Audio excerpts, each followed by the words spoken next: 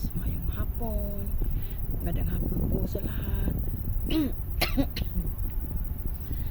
Upload na naman tayo guys para sa matindi ang pangangailangan ni Yay. Teka lang. Narinig niyo ba ako guys? Ayan. Upload na naman tayo. Pag-usapan natin yung tungkol sa halalan ngayon, election ngayon. Di ba guys, naalala nyo yung pag-testing nila sa mga baluta?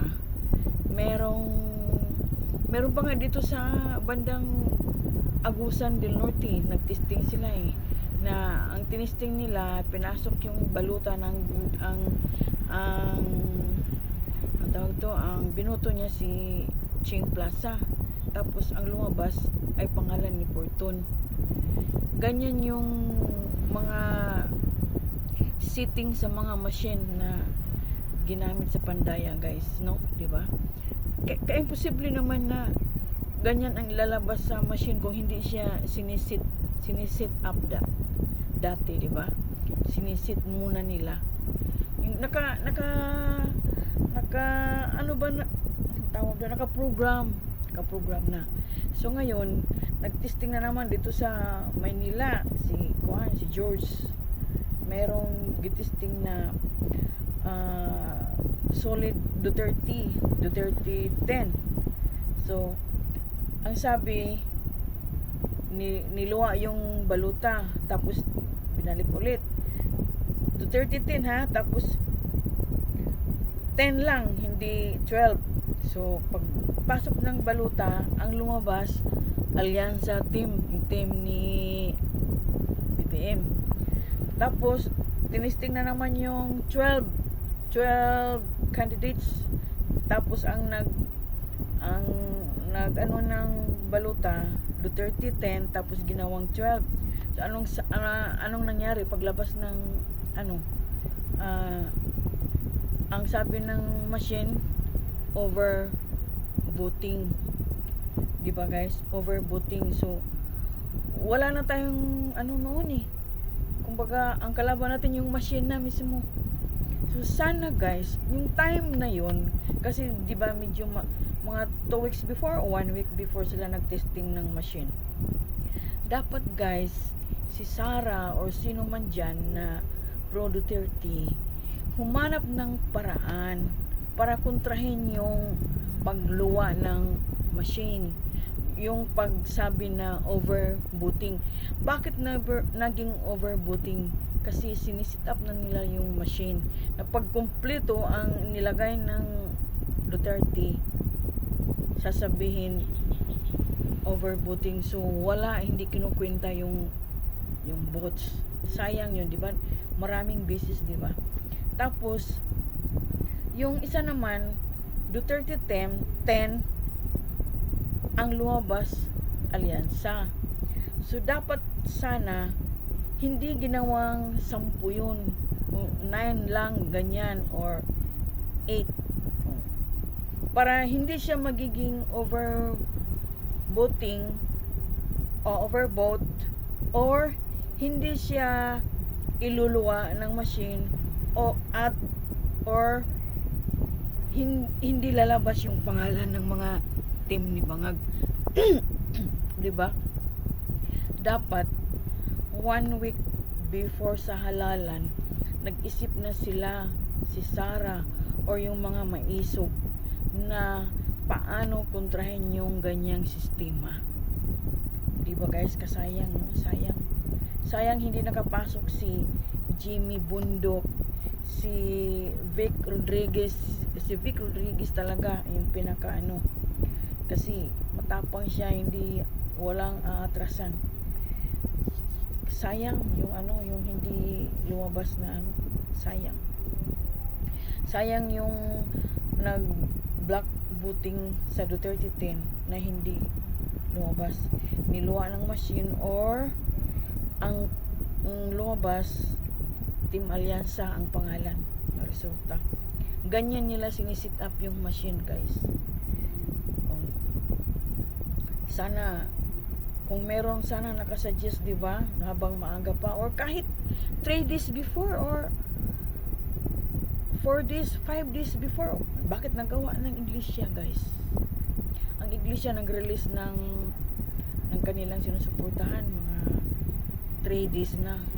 Siguro nakapag-decide sila mga 5 days before. Nakapag-decide sila. Tapos binigay sa mga kapatid mga 2 days before na. Sayang, no?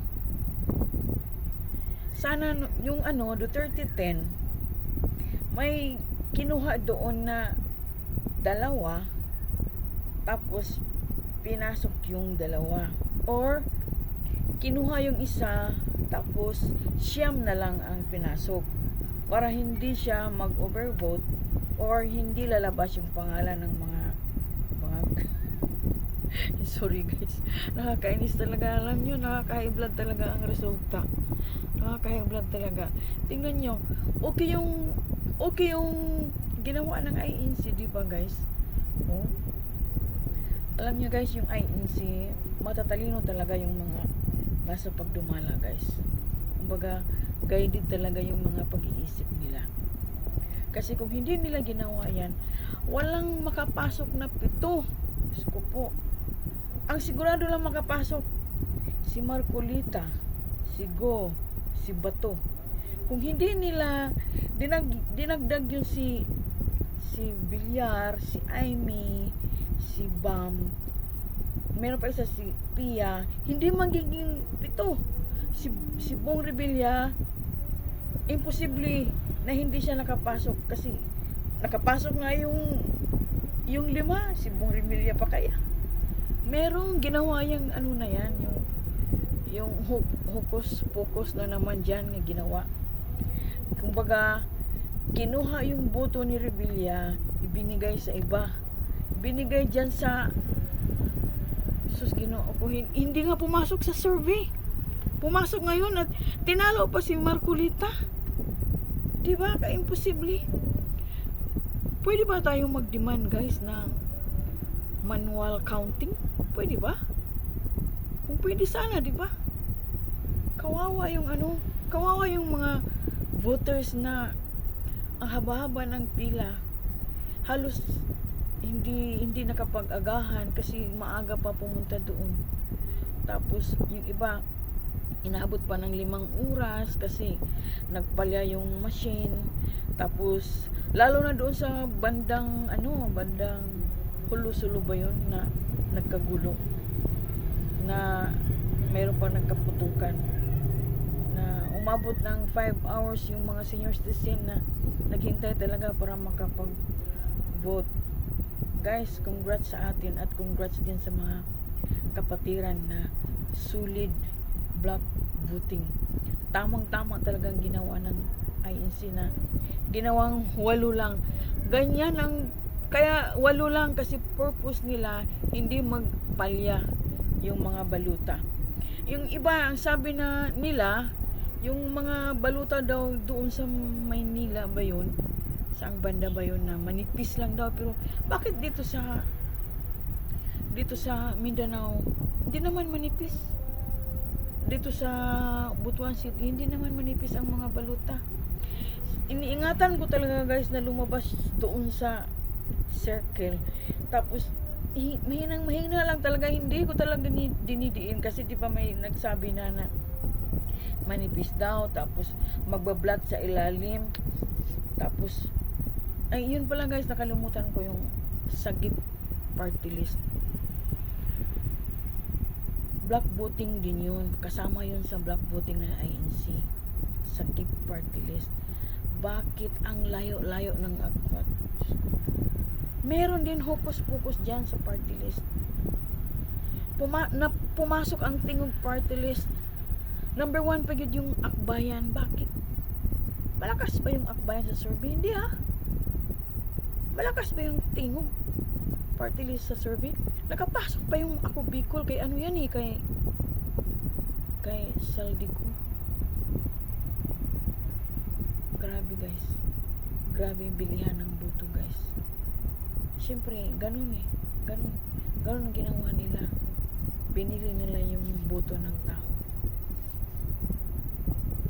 Tapos ngayon, plano pa nila magsimula sa impeachment para kay Sara. Yung mga bagong congressmen daw, magsimula na sa impeachment. Sana continue to pray pa rin tayo, guys, na sana hindi pababayaan si Sara. Yung sinabi nila na nilustay ni Sara, hindi po yan totoo. Kumpleto po ang mga record ni Sara sa confidential funds. Bakit ayaw niya sumagot dyan sa confidential funds? Kasi confidential fund, hindi niya dapat sabihin yan in public. Ang kumilik nga, hindi nga dapat pwede. Pero pinipilit nila, kinukuha nila yung mga resibo doon. Kaya may mga lumabas na mga pangalan. Mga pangalan na hinahanap pa nila doon sa PSA. Wala daw. Paano magkaroon doon sa PSA? Mga akan name ang ginagamit doon. Mga alias. Kasi nga, pinupriktahan yung mga tumutulong kay Inday Sara, lalo na sa pag-pin down sa mga rebelde. Lalo na yan sa mga kasamahan ni Francis Castro. Yung isa, dalawa sila matanda na convict, di ba? Paano i-explain yan on public? I-confidential nga. Meron ngang batas dyan na hindi mo dapat i-public yan for the protection sa mga nakatulong sa iyo, sa mga ginagamit mong detective, sa mga inuutusan mong pumunta doon sa pagsilip o sa pagmanman sa mga taong nagre-recruit ng mga kabataan. So, meron pa akong napakinggan ngayon na nanalo yung party list ni Dilima. Nakapasok, kumbaga hindi siya nakaabot sa 2%, pero sabi ng korte daw, pagbibigyan ng isang upuan doon sa Congress. So malamang sa itutuloy nila ang impeachment, nandyan yan si Dilima, number 1 yan si Dilima. Si Luis Tro nakapasok din kasi sabi nila merong ginamitan ng basta alam nyo na, ginamitan ng kaya nanalo. Pero kukunti na lang sila. Si Paduano hindi nanalo. Si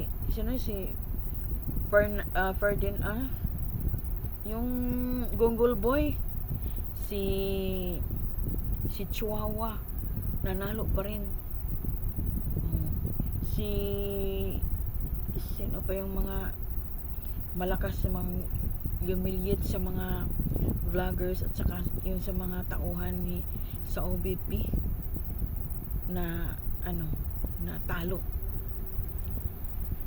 Congrats guys sa natin, sa pagbuto ninyo, sa paggamit ninyo sa inyong mga buto para tanggalin yung mga tao na nakaka-stress. Akala nila gustong-gusto natin yung ginagawa nila sa yung Quadcom at saka Tricom. Akala nila gustong-gusto natin, di ba? Ginagawa nakaka-stress. Ay, salamat Lord, natanggal sila. Sana sa opening ng Congress, sa 20th Congress, wala na yung mga luma, tanggal na. Thank you guys sa inyong pakikinig. Sorry sa mga anti-pro dyan. Kayo nang bahala kung ibabas ninyo ako. Basta ang masasabi ko lang, respetuhin ko yung anong stand ninyo, respetuhin nyo rin kung ano ang stand namin. Ayan guys, thank you for listening. Bye bye.